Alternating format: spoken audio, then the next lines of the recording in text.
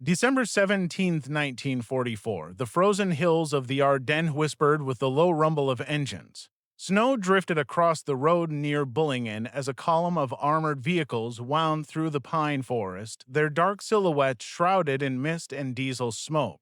The air was heavy with the smell of fuel, the rarest and most precious resource in Germany's dying war. At the head of the column rode SS Standartenführer Joachim Peiper, commander of Kampfgruppe Peiper, his eyes fixed on the horizon. Hours earlier, his men had overrun an American supply depot. Now, among the wrecked trucks and abandoned drums, lay their prize, 50,000 gallons of high-grade American gasoline. For a brief, electric moment, it felt like salvation, the kind of luck soldiers whispered about. The engines roared again, and Peiper ordered his men to refuel. The offensive toward the Meuse could continue, but as the tanks drank the stolen fuel, a darker truth settled over him, a realization that would haunt Germany's final winter. The fuel wasn't victory, it was a measurement of defeat. By the winter of 1944, the Third Reich was collapsing under the weight of its own ambitions. On every front, the Allies were closing in. In the east, the Red Army had crossed the Vistula and was preparing the final blow toward Berlin. In the west, Allied forces under Eisenhower had pushed through France and Belgium after the breakout from Normandy. The German army, once unstoppable across Europe, was now fighting a defensive war it could no longer afford to sustain. Fuel was the bloodstream of modern war, and Germany's veins had run dry. The Luftwaffe's once feared wings had been clipped by fuel starvation and Allied bombing. Armored divisions, symbols of the Blitzkrieg's might, often sat idle for lack of gasoline. Every liter had to be rationed, every kilometer justified. The Allied strategic bombing campaign had methodically targeted refineries, rail lines, and synthetic fuel plants, particularly those at Luna and Plitz. By the autumn of 1944, the results were catastrophic. Germany's production of aviation fuel had dropped to less than 10% of what it had been a year earlier. Hitler's generals knew this. Yet, in the shadow of defeat, the Führer conceived one final, desperate gamble, a counteroffensive that might fracture the Western Front and force a negotiated peace. The plan was ambitious, audacious, and logistically implausible. Wacht am Rhein, later remembered as the Battle of the Bulge, the goal was simple in theory but nearly impossible in practice. Germany would launch a massive surprise attack through the Ardennes, drive a wedge between the British and American armies, and capture the port of Antwerp. Success would cut off Allied supply lines and throw their command into chaos.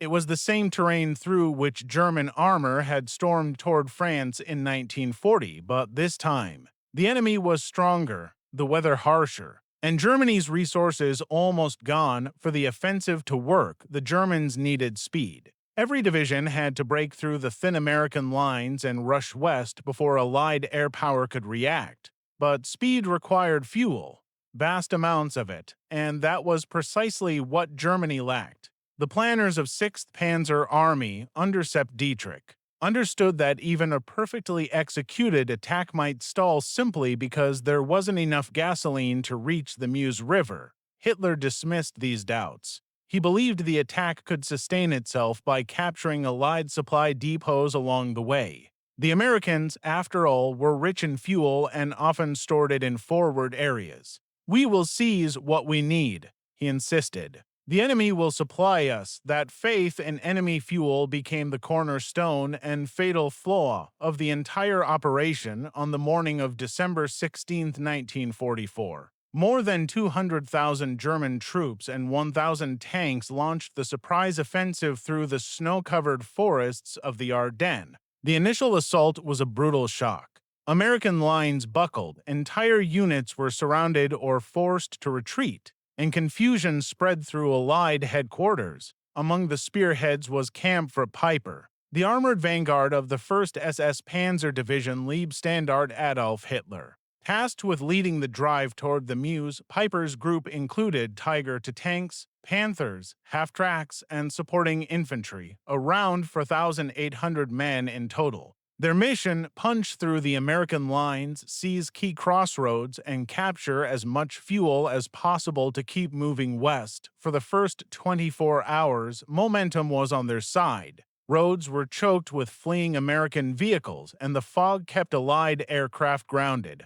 But every mile burned precious fuel. German tank commanders constantly watched their gauges, knowing that each burst of acceleration might cost them the next battle. Peiper's orders were clear: move fast, capture fuel, and avoid unnecessary fights. Yet, as the second day dawned and the temperature dropped below freezing, the enormity of the gamble became clear. Behind the columns, traffic jams stretched for kilometers. Supply trucks lagged behind, and the promised fuel convoys from the rear never arrived. By the time Peiper rolled into the small Belgian villages of Hansfeld and Bullingen, its tanks were running dangerously low.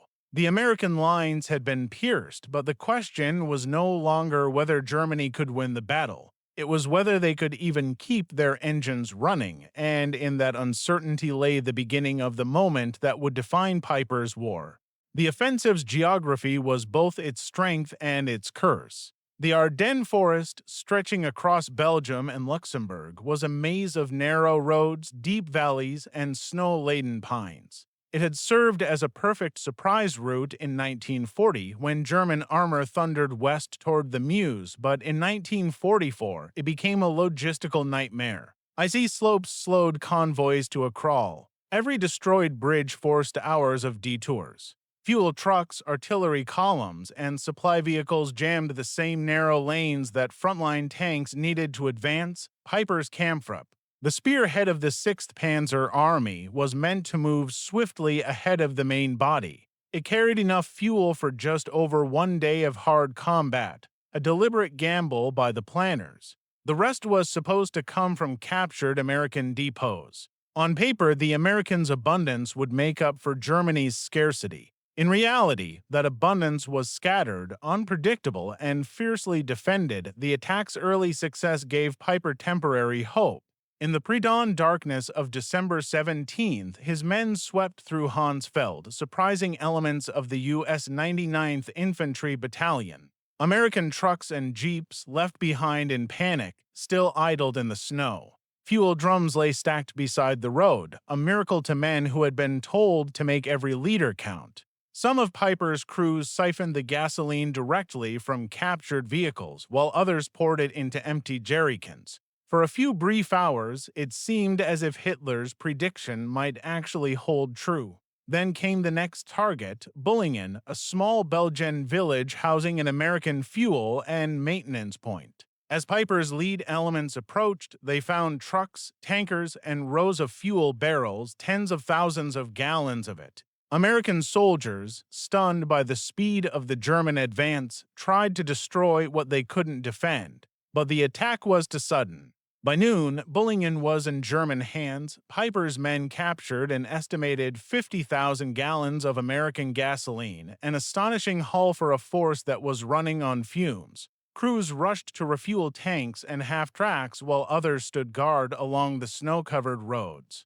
For a few hours, it seemed like the offensive's engine had been revived, but the victory was hollow even as it unfolded. Peiper quickly realized the logistical scale of his mission was hopelessly mismatched to his prize. His column included heavy Tiger Is, each consuming hundreds of liters of fuel every few kilometers. Even 50,000 gallons could move the force only a short distance before the tanks would again be dry. Worse still, the American fuel was not always compatible with German engines. It burned too fast, too hot, and could cause mechanical failures if used in large quantities. Meanwhile, the situation behind him was unraveling.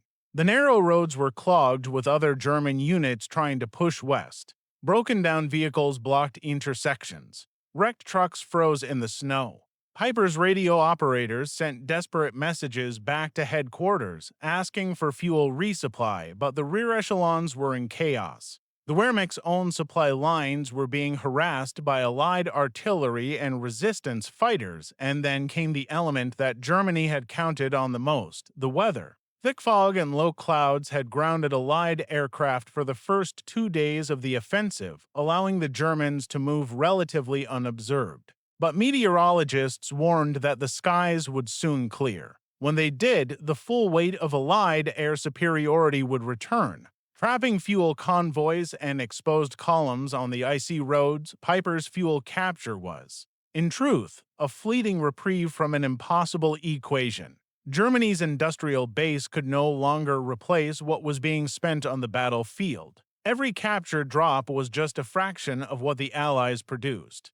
Daily in their refineries across Britain and the United States in that imbalance between tactical gain and strategic futility lay the true tragedy of Peiper's success at Bullingen. The men celebrated what they saw as a turning point, but the colonel at the head of the column already sensed the arithmetic of defeat. As the sun sank over the Ardennes, Peiper ordered his refueled tanks forward once more. The engines growled into the dark, and the long column snaked west, deeper into the forest and toward a destiny that fuel alone could not change.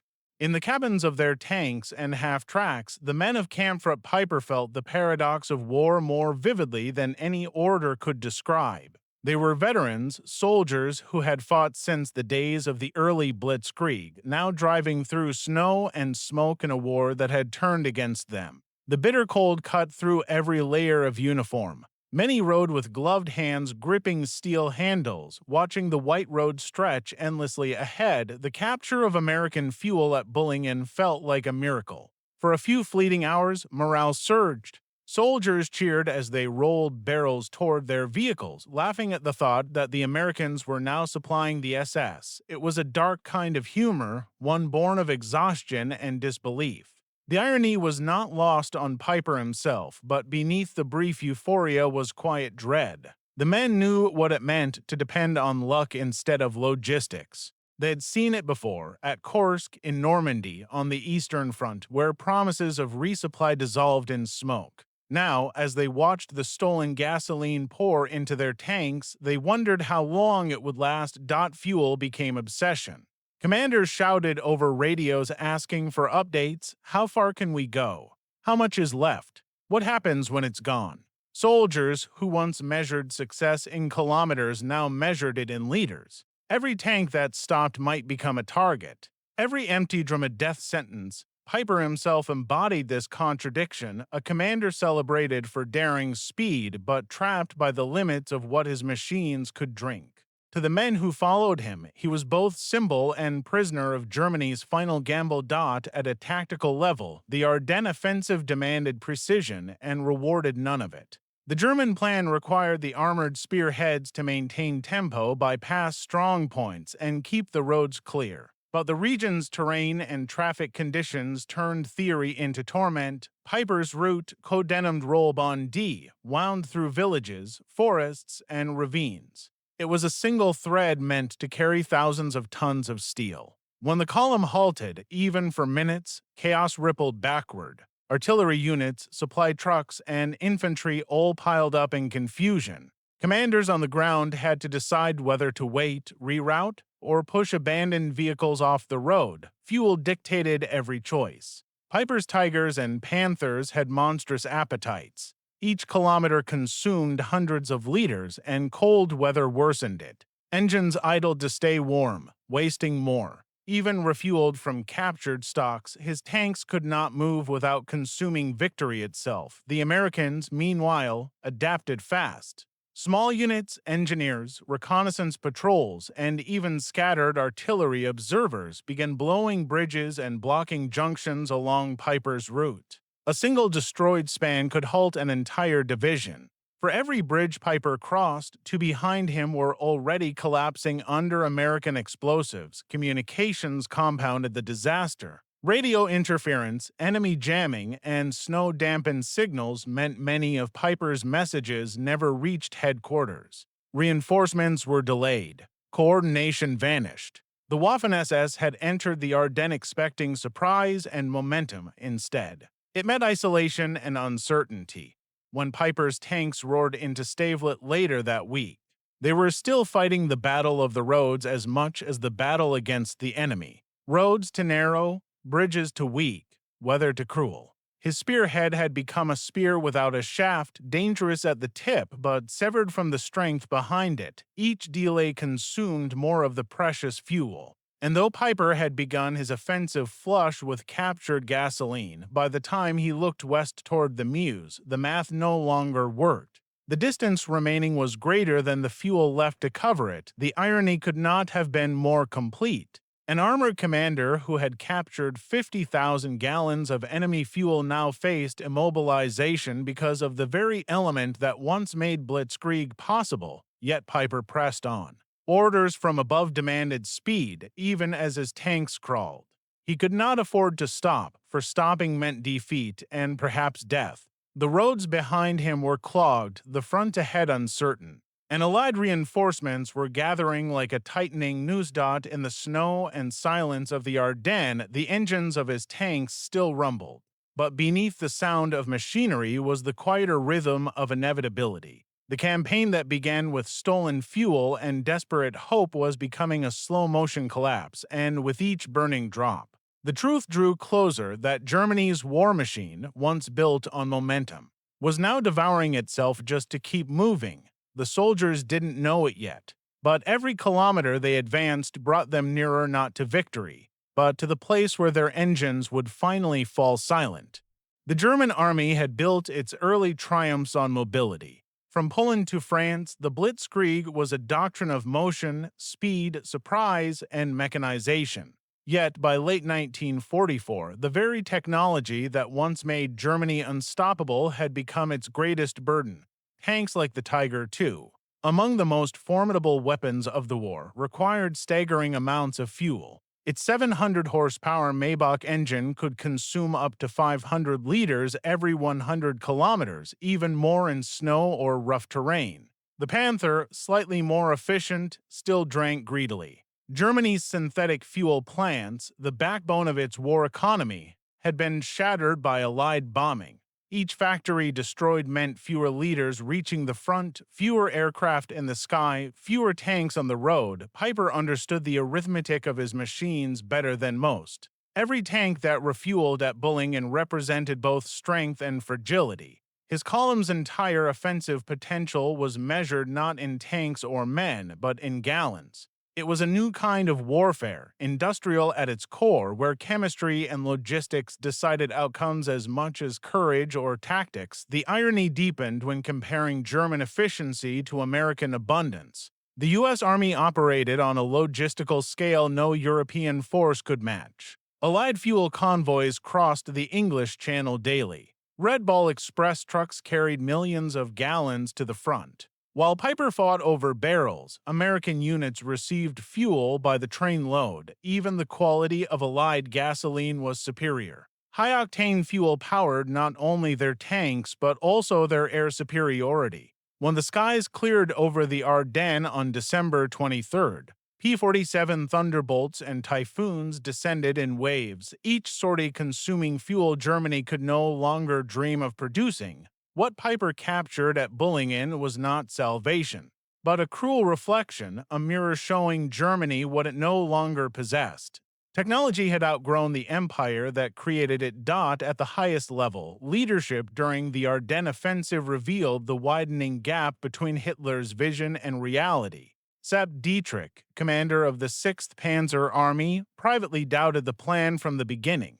So did many staff officers. They had seen the fuel calculations. They knew the terrain. But dissent in Hitler's Germany was a form of suicide, both political and literal. The Führer's belief in captured fuel was not strategy. It was faith masquerading as logic. He saw the Ardennes operation as a chance to repeat the miracle of 1940, when surprise and daring overcame material weakness. But the miracle of 1940 had rested on a functioning economy and the element of untested enemy command. In 1944, those conditions no longer existed. Peiper's orders reflected this delusion. Advance at all costs, they read. No clause accounted for logistics, weather, or resistance. When Peiper radioed back that his fuel stocks were critical, The response was terse: capture more. The human and mechanical cost of that order would be measured in smoldering tanks abandoned in Belgian snow. At the same time, Allied leadership displayed the opposite: pragmatic flexibility. General Eisenhower's command reacted swiftly once the scale of the attack became clear. Fuel and ammunition were rerouted, armored divisions redeployed, and by Christmas the counteroffensive had stabilized. The contrast was striking, one side dictated by fantasy, the other adapting through supply. In the end, the Ardennes was not a test of courage, it was a test of management. And Germany's leadership, trapped in its own mythology, failed it completely, while the tactical struggle for fuel shaped the campaign's fate. Another shadow loomed over Peiper's name: the atrocities at Malmedy. On December 17th, as his column pushed west, a group of American prisoners captured near Bulge were assembled in a field. What happened next remains one of the war's most infamous events. Dozens of unarmed U.S. soldiers were shot by members of Peiper's force. The massacre, and others attributed to the same unit, sparked outrage and stiffened American resolve. News of the killings spread rapidly among Allied troops, transforming ordinary resistance into vengeance. For many on the front lines, the name Peiper became synonymous not with daring but with cruelty. The killings also exposed another truth about Germany's position: the brutality that once accompanied conquest now mirrored desperation. The ideological fanaticism that fueled the SS could not fill an empty tank or replace a burned-out engine. Violence had become both symbol and symptom of collapse. When Peiper was later tried for war crimes, prosecutors emphasized not only the murders but the mindset behind them, the belief that destruction could substitute for strategy. His capture of fuel at Bulge, once paraded as tactical brilliance, became part of a narrative of futility and moral decay. Yet the soldiers who followed him were not monsters carved from ideology alone. Many were young men drawn into a system that demanded obedience over reason. Their fear, hunger, and exhaustion blurred moral boundaries. In the freezing Ardennes, survival itself became a justification. But history offers no refuge in sympathy, only in understanding. The road to the Meuse, littered with frozen corpses and burned-out vehicles, became a gallery of Germany's contradictions, courage and cruelty, innovation and delusion. Victory and ruin. When the engines finally sputtered to silence near Loglis, the echoes of those contradictions lingered longer than the smoke. Peiper's men had captured 50,000 gallons of American fuel and, in doing so, exposed the emptiness of Germany's war machine. The realization was complete, yet unspoken. The Reich had not lost for lack of courage, but for lack of reality. And in the days that followed, that reality would descend on the Ardennes in fire and snow. By December 20th, 1944, the fire that had ignited in the Ardennes began to flicker. What had started as a bold thrust through fog and forest now slowed into mechanical agony. The roads that had once echoed with the growl of engines were clogged with the wrecks of ambition, tanks frozen in place, half-tracks mired in ice, fuel drums split open like carcasses. Peiper's Kampfrupp, once the spearhead of the 6th Panzer Army, found itself trapped in a narrowing pocket of snow and enemy fire. Each mile westward demanded more fuel than could be captured. Each skirmish consumed what little remained. By the time they reached Stoumont and later Loglis, the advance was no longer an offensive, it was an act of survival. The Americans, recovering from their initial shock, began to close in. Artillery rained with mathematical precision, and fighter-bombers prowled the skies like hawks. Peiper's men, surrounded by smoke and ruin, fought with grim efficiency, but the momentum had turned. Every tactical victory came at the cost of immobility. The column's greatest asset, speed, was gone. Tanks that could not move were no longer weapons, only monuments to failed planning. Some crews, faced with dry fuel lines, drained their vehicles' engines to siphon the last drops, trading mobility for one more shell fired or one more mile covered when the last reserves were gone. Peiper made his decision: hold Loglis and wait for relief. It was a soldier's choice, but also a gambler's final bet that someone, somewhere, still believed the plan could be salvaged. Loglis was a picturesque Belgian hamlet before war found it. Now it became a fortress of desperation. The villagers, hiding in cellars, listened as German engines sputtered and died in the streets. Peiper turned the stone houses into bunkers, positioning the last working Panthers to cover the approaches. Ammunition was counted shell by shell. By night, the village glowed orange from burning vehicles. By day, the smoke froze into the air like glass. Communications with higher command were intermittent, and the promised reinforcements never came. Dietrich's other formations had been halted. Hitler's grand offensive was collapsing into scattered battles fought by men running on fumes when Peiper's men searched for supplies. They found irony instead of salvation. The fuel they had seized at Bullingen was long gone, spent in the frantic push. Now the tanks stood silent, their great cannons aimed toward an enemy that had already surrounded them. On December 23rd, Peiper sent his final radio message: "We are encircled. We will fight until the last shell." The reply came hours later, brief and cold: no rescue, no evacuation, only acknowledgement. The same day, the skies cleared for the first time in a week. To the men trapped in Loglis, the sunlight was not a blessing but a death sentence. Allied aircraft appeared in waves, strafing and bombing with impunity. Each explosion tore apart another fragment of the once mighty KAMPFGRUPP. As the bombs fell, a Panther tank, turret sheared off by a direct hit, smoldered beside a church. It became the symbol of the end. Technology without motion, power without purpose. By Christmas Eve, Peiper knew the game was over. The last tanks were out of fuel, the wounded filled the basements, and ammunition was nearly exhausted. That night, under cover of darkness, he gathered his remaining men, some 800 survivors from an original force of over 5,000, and ordered the unthinkable: abandon the vehicles, the machines that had carried them through Europe, that had embodied the myth of Blitzkrieg, were left behind. Engines were destroyed, fuel lines cut, guns spiked. The men slipped into the woods, moving east through knee-deep snow, leaving behind a village glowing like a dying ember. Their retreat through the forest was not a march but a pilgrimage through failure. The cold was a living enemy. It bit through uniforms, froze rifles, and silenced the weak.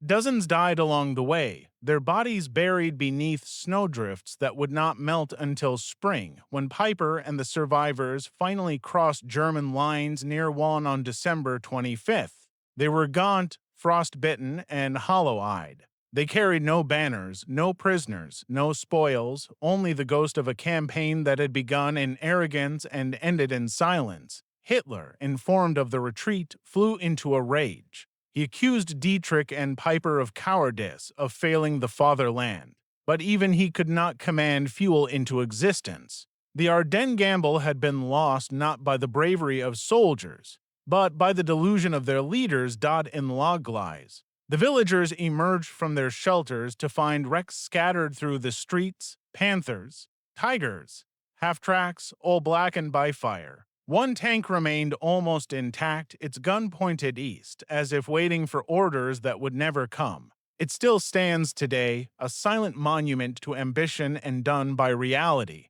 The failure of Peiper's advance was more than a tactical defeat. It was the symbolic end of Germany's ability to wage offensive war. The Ardennes was the Reich's final throw of the dice, and it had rolled nothing but zeros. From that point onward, the German army would fight only to delay, to defend, to retreat. The dream of reaching Antwerp had evaporated in the smoke of Loglis. The story of Joachim Peiper's last advance is not simply the chronicle of a lost battle. It is the moment when the myth of German invincibility, built on steel and fuel, finally collapsed under its own weight.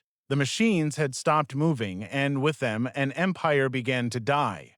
As Peiper's men struggled through the snow, the truth began to echo across German headquarters, not through speeches or radio messages, but through silence. Reports of empty fuel reserves reached Berlin, where staff officers stared at maps that no longer meant anything.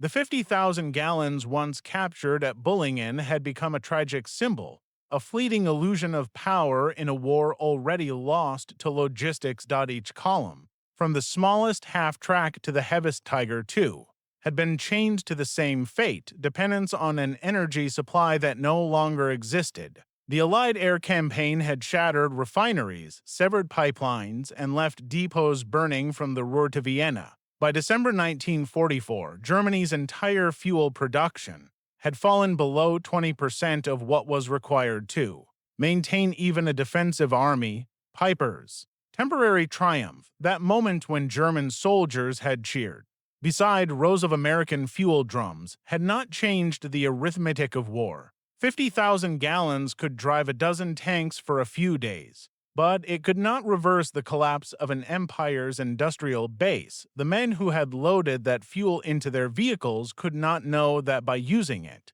they were spending Germany's last reserves of movement. Each burning gallon brought them closer to immobility and defeat. By the time word reached Berlin that Kampfgruppe Peiper had been cut off, the implications were clear even to the most loyal staff officers. One colonel wrote in his diary, "We have the men, the tanks, the courage, but no energy to move them. The war has stopped not in battle, but in fuel lines inside the Wolf's lair." Hitler refused to accept the truth. Maps were spread before him. His trembling finger traced routes that no longer existed. He spoke of counterattacks, of divisions that no longer had trucks or ammunition. The generals around him, Jodl, Keitel, Model, nodded in silence, aware that they were discussing strategies powered by ghosts. The Führer's vision of the Ardennes offensive had been audacious but delusional. He had imagined that surprise, weather, and willpower could overcome mathematics and oil shortages. He had demanded a push to Antwerp, believing that one decisive blow could fracture the Allied alliance. But without fuel, even the mightiest Panzer could move no farther than the edge of its tank. When he learned that Peiper had destroyed his own vehicles and retreated on foot, Hitler's fury turned into despair. Witnesses recalled him muttering, "So, even the best cannot move." The words were not shouted. They were whispered, the quiet recognition that his armies were trapped in a war they could no longer afford to fight. As the Ardennes campaign unraveled, the weather shifted again. The fog that had sheltered the German advance lifted, revealing columns of armor exposed on open roads. The Allies unleashed their full air power. Thousands of fighters and bombers swarmed over Belgium and western Germany, striking every bridge, road, and vehicle they could find. The devastation was absolute. Convoys that might have reached Peiper were torn apart.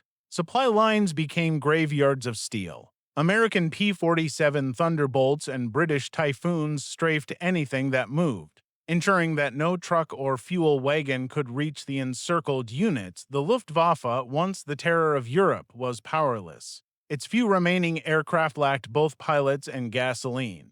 German mechanics siphoned fuel from training planes to launch a handful of sorties. But it was nothing more than defiance written in smoke. The soldiers on the ground watched the sky, not for salvation, but for the end. Every explosion confirmed what Peiper's men had already realized in log lies. The war was no longer fought on their terms. The enemy now commanded not only the air, but the very rhythm of the battlefield. When Peiper reached German lines, he was summoned to report. Accounts differ on the exact exchange, but one witness remembered him standing silently before a superior officer, his face gaunt, uniform torn by frost. The officer demanded to know why the tanks had been destroyed instead of saved. Peiper's reply was quiet and factual. Without fuel, they were already dead. Those words echoed far beyond the moment. They capture the essence of Germany's predicament. A nation that had engineered the most advanced war machines in the world, yet could not feed them. The same brilliance that produced the Tiger tank, the Me-260 jet, and the V-2 rocket had failed to solve the most basic equation of modern warfare. Motion required energy. It was a moment of grim clarity, not only for Peiper but for the entire Wehrmacht. The army that had once rolled across Europe in days could now barely crawl across its own borders. As 1945 began, the German High Command no longer discussed victory. The question had shifted to endurance. How long could they hold before collapse? The fuel crisis had crippled every branch of the military. Submarines sat idle in ports, training flights were canceled, even ambulances were pulled by horses. Peiper's experience was no longer exceptional. It was universal. Across the collapsing Reich, commanders realized that no amount of bravery, discipline, or sacrifice could overcome the absence of oil. Historians later called it the moment the German war machine ran dry, but for those who lived it, it was more personal. It was the sound of engines failing one by one, the sight of tanks abandoned in snow, the feeling of helplessness as once mighty machines became monuments to futility. Peiper's 50,000 gallons, the symbol of fleeting success, had become an epitaph. The fuel had promised power, but it had only delayed the inevitable. Germany had not been defeated in a single battle, but by a slow, suffocating exhaustion. The Battle of the Bulge was its final gasp, loud, violent, and doomed from the start. As Peiper's men trudged east through the frozen forests, the officer finally understood what his captured prize had meant. 50,000 gallons could move tanks for a day, but it could not move a nation already stopped by the weight of its own ruin, and that realization, more than any bomb or bullet, marked the turning point of the war. When the guns fell silent in the Ardennes, the snow remained thick, gray, and stained with the residue of burned fuel. What had begun as Germany's final gamble had ended as its last illusion. The towns once overrun by panzers now echoed with the rumble of Allied convoys pushing east, reclaiming the roads that Peiper's men had fought so hard to seize. The survivors of Camp Peiper were dispersed and reassigned. Many were still frostbitten, their faces marked by the cold more deeply than by wounds. They were not celebrated, not even pitied, only used again for whatever time they had left before the Reich collapsed. The SS tried to hide the scale of the defeat, but the Wehrmacht officers knew the truth. The Ardennes offensive had consumed the last operational reserves, the last oil stockpiles, and the last belief that Germany could turn the tide. For the soldiers who had trudged back from Loglis, every mile eastward felt like retreating into a grave. At Allied headquarters, the mood was mixed, relief, disbelief, and anger. The surprise attack had caught them off guard, but the German failure had proven something vital, that the enemy could no longer sustain a war of movement. Eisenhower's staff understood immediately what it meant. From that point forward, the Allies would not just fight, they would pursue. The numbers told the story with brutal precision. In 6 weeks of fighting, Germany lost over 600 tanks, 1,000 aircraft, and nearly 100,000 men killed, wounded, or captured. More than a third of the equipment could not even be repaired. Most had simply run out of fuel and been abandoned. The Allied losses were heavy but replaceable. For every tank destroyed, another rolled off a factory line in Detroit or Birmingham. For every bomber shot down, 10 more were waiting in England. For every soldier killed in the Ardennes, ships brought thousands more across the Atlantic. Germany, by contrast, had reached the end of its industrial strength. Synthetic fuel plants at Luna, Bleckhammer, and Plitz lay in ruins under relentless Allied bombing. Rail lines were shattered, refineries burned, and oil convoys from Hungary or Romania never arrived. Even the small victory of capturing American fuel had become meaningless. The 50,000 gallons that once promised salvation now symbolized a nation's inability to sustain itself. General Alfred Jodl would later admit during interrogation, "We fought our last battle on fuel taken from the enemy. After that, we had nothing left to move." In Berlin, the mood changed overnight. The propaganda that had once declared victory through faith fell silent. Even Goebbels, the master of morale, struggled to spin the Ardennes into triumph. His diary from January 1945 was stark. "Our armies have fought bravely. But without oil, all heroism becomes useless," among German officers. A new phrase circulated in bitter humor, "tanken ohne Benzin," tanks without gasoline. It summed up their war, full of machinery, empty of motion. For the first time, soldiers began to speak openly of defeat. The illusion of invincibility had been shattered not by enemy fire but by mechanical failure. To men like Peiper, who had built their identity on the concept of unstoppable advance, that realization was unbearable. Some turned cynical, others fatalistic, when Hitler demanded another counteroffensive in Alsace in January 1945. The reaction within the officer corps was quiet disbelief. The fuel required for such an operation did not exist. Vehicles were moved by horse, tanks towed by trucks stripped of armor. The machinery of war had been reduced to a parody of itself. The failure in the Ardennes did more than drain fuel. It shattered the last defensive coherence of the Western Front by February 1945.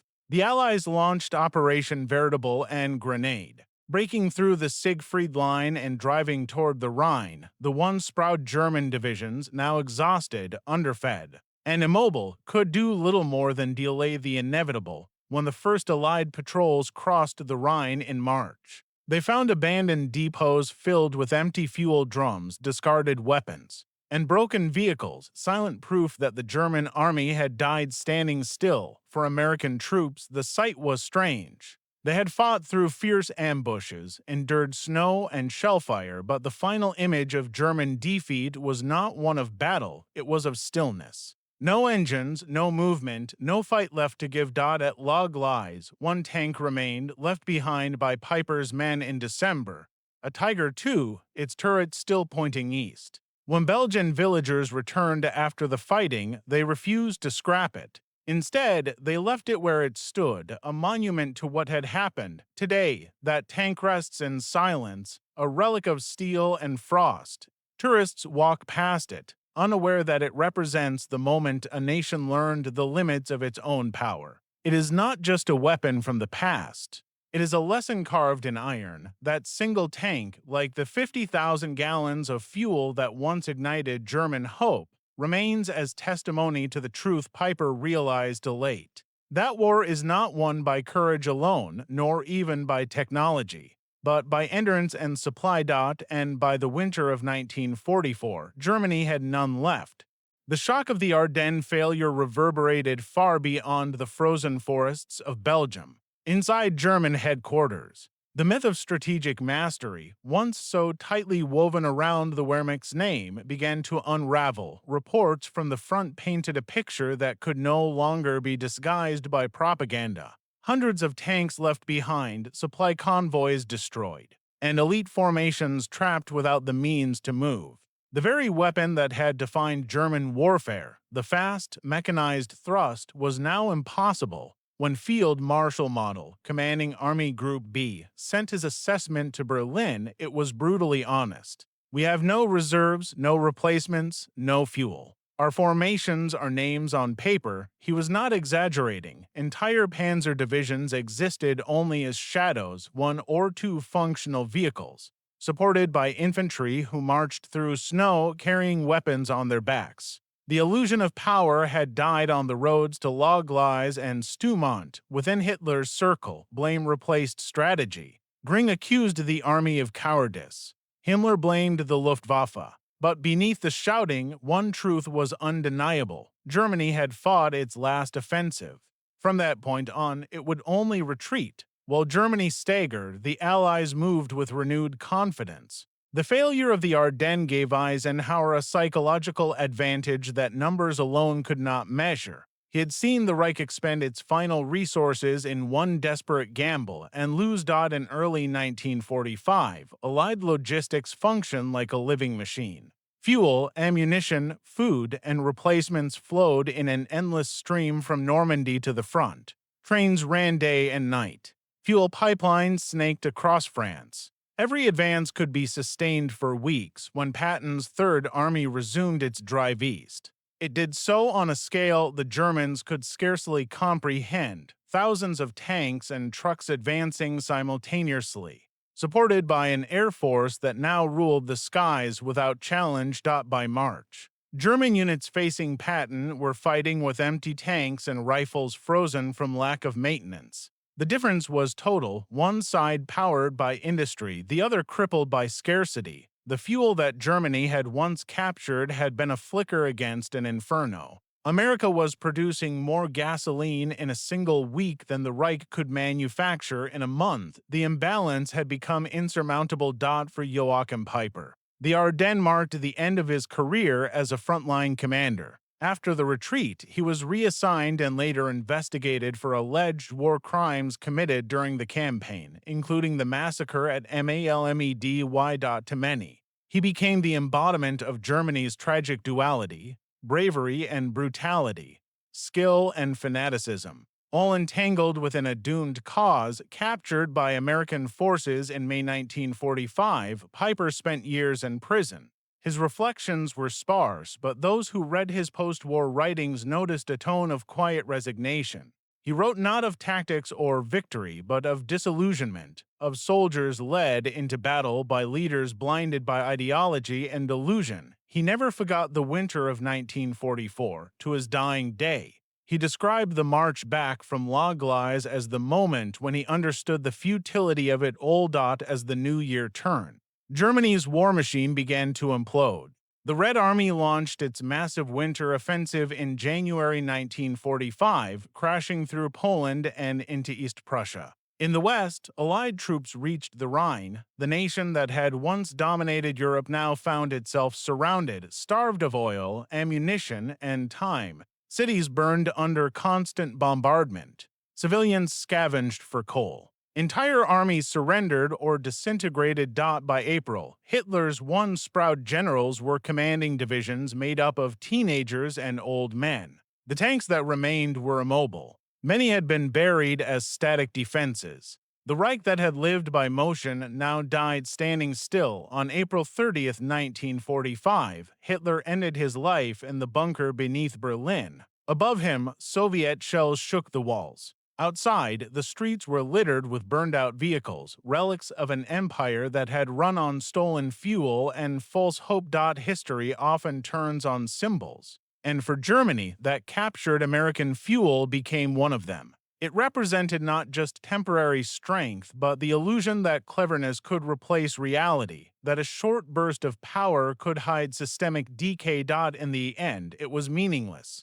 50,000 gallons had been enough to move an armored column for a few days, to bring fleeting terror to the Ardennes, and to remind the Allies that Germany could still strike. But it could not alter the inevitable. The fuel burned quickly, and with it, the last ember of German offensive power. After the war, Allied analysts studying the Battle of the Bulge concluded that logistics, not tactics, had decided it. The United States had mastered the art of endless supply. Germany had gambled on a miracle. One had built an engine that never stopped running. The other had run out of fuel halfway to its goal. The captured fuel was not a victory. It was a warning that no matter how skilled the army or how advanced the weapons, a nation that cannot sustain itself will eventually grind to a halt. The war had ended not with a bang of triumph, but with a sputtering cough of empty engines, and from that silence, a new world began to emerge, one powered not by conquest but by endurance.